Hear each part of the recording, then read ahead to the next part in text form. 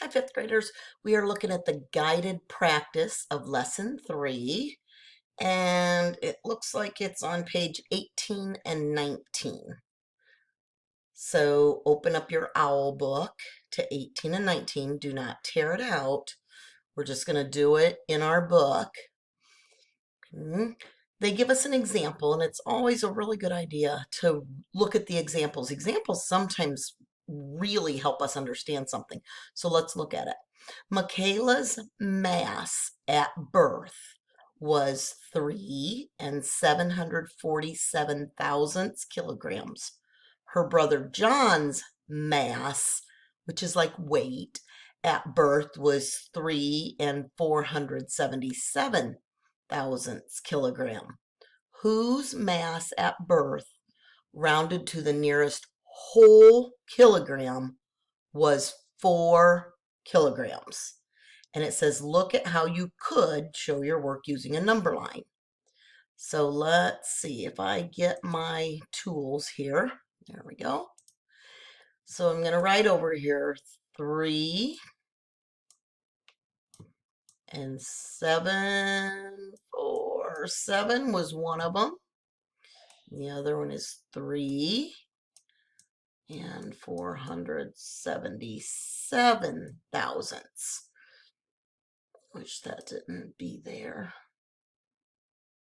Oh well, I can't change that.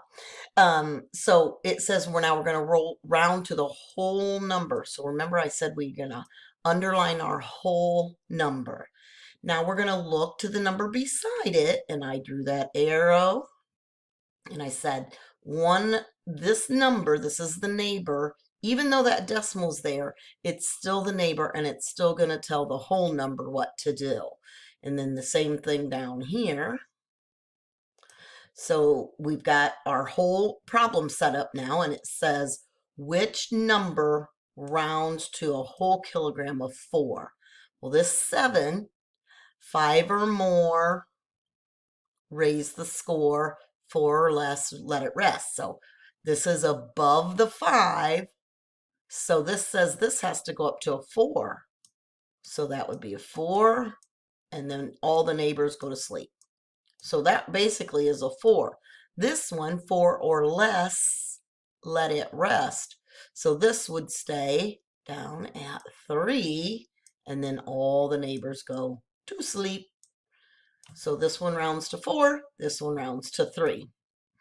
Now it shows it on a number line right here where it put the 3 and the 4, because we knew that we could stay at 3 or we could go up to 4. Remember, we do not go down, so there was no sense in putting 2 as a whole number. So they did 3 and they did 4. Halfway was 3.5, but this one was 3 and 4. If I just look at the next number, it was 3 and 4 tenths. This one was 3 and 7 tenths. So it's easy for us to see that this number right here is going to round up to 4, and because this is on the other side of the halfway mark, it would go down to just 3. We call these benchmark numbers. The 3, the 4, and the 3.5 are benchmark numbers. We just automatically know those. So the answer is Michaela's mass at birth rounds to 4 milligrams.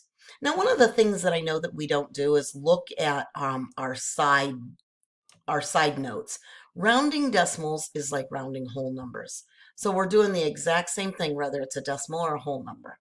And then pair and share. However, we're not really getting up and sharing, but how can you round each mass to the 10th? So that would be, we would have to underline the 10th. And then that one would say, oh, you know what? That's 4 or less. So this one would be 3 and 7 tenths. And this one would say, yep, you need to raise up. This one would be 3 and 5 tenths. So that's just what that's asking you if you could do. Okay, look down here at number 12. The grocery store charges to the nearest hundredth of a pound for produce. Landon purchases 2 and 386 thousandths pound of tomato. What weight is he going to be charged for? So I want you to write that number down here. You rewrite it, and I want you to underline the nearest hundredth. And underline the hundredth, draw your arrow so that we know what you're rounding up to. Put your answer right down here. Okay, go ahead and pause the video and do that.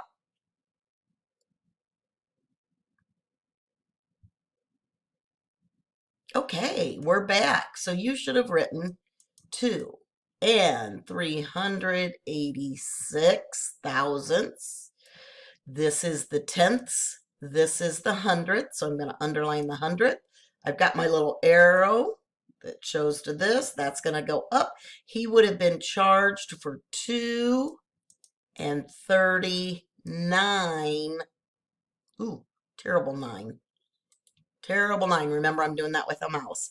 2 and 39 hundredths pound is what he would be charged for. Okay, let's go to my next page. There we go. 1 gallon is equal to 3 and 785 thousandths liters. What is the amount rounded to the 10th and to the nearest hundredth? So you are going to have 2 answers down here. Answer right there and an answer right there. I suggest that you hit the space bar, pause the video, get your answer, turn it back on, and I'll give you the answer. All right, here we are for the answer. I'm writing out my number, and I'm going to do, the first one says to the 10th. This is the 10th. This shows me that we're going to go up because it's 5 or more. So 3 and 8 tenths is one answer. And to the nearest hundredth, this one would go up because 5 or more raise the score. So this one would be 3 and 79 hundredths. Okay, how do I use a number line to round numbers? Well, remember, you could always do this. We know we're never going to go down, so you would start down here with a 3. You would end down here with a 4. You would find the middle, which would be 3 and 5 tenths. And then you could put your number where it needs to be on a number line. Some of you like number lines. Some of you like to underline and do the arrow. What is 3 and 991 thousandths rounded to the nearest tenth? So I'm going to underline my tenth. And I see that this 9 is going to make this turn to a 10. You can't have 2 digits in one spot. So I'm going to leave the 0 there, and I'm going to carry the other one up here. So the answer is going to be D. Ava chose B is the correct answer. How did she get that answer? Looks to me like she just took off the 1, but I don't think that you have to write in there right now. So as long as you understand that there is another option and that sometimes you might be asked to do that. And tell what do you think she did? Okay, now that you've got that done, we want you to do the independent practice on your own. So you have to do number 1. Okay. Which one round? So I would round each one of those. Round them so you know.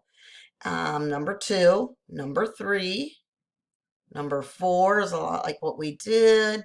Number 5 shows a table. Hey, none of those are too hard. Okay, so you do those and turn those into your teacher. Have a great day.